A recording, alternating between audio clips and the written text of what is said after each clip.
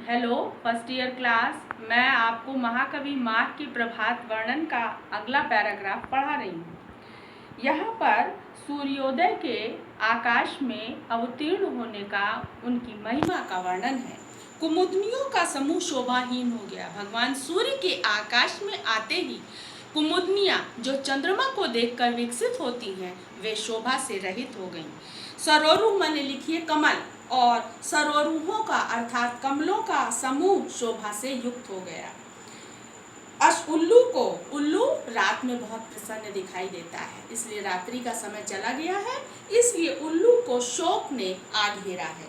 और चक्रवाक पक्षी सूर्य को देखकर बहुत अधिक आनंदित होते हैं, तो चक्रवाक पक्षी बहुत अधिक आनंदित हो गए हैं।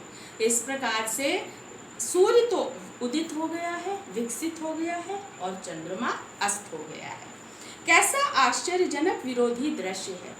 यह वह समय है जबकि सूर्य उदित हुआ है और चंद्रमा अस्त हुआ है, तो ये बहुत ही विरोधी दृश्य है कि वही उसी समय में कोई तो जब सूर्य विकसित हुआ है तो कोई बहुत प्रसन्न हो रहा है, और चंद्रमा के अस्त होने से कोई बहुत दुखी हो रहा है। दुष्ट देव की चेष्टाओं का परिपाक कहते नहीं बनता। विधाता की चेष्टाओं का क्रियाकलाप वर्णन करते नहीं बनता है। एक ही समय में कोई बहुत सुखी है तो उसी समय में कोई दुखी है। वह बड़ा ही विचित्र है। विधाता की रचना आश्चर्यजनक है। वह किसी को उसी समय में हंसाता है, प्रसन्न करता है, किसी को रुलाता है। तो इसी प्रकार से सुख और दुख ये दोनों भी जीवन के दो महत्वपूर्ण पहलू हैं। एक ही समय किसी को बहुत प्रसन्न कर देता है और वही समय किसी को बहुत दुखी कर देता है।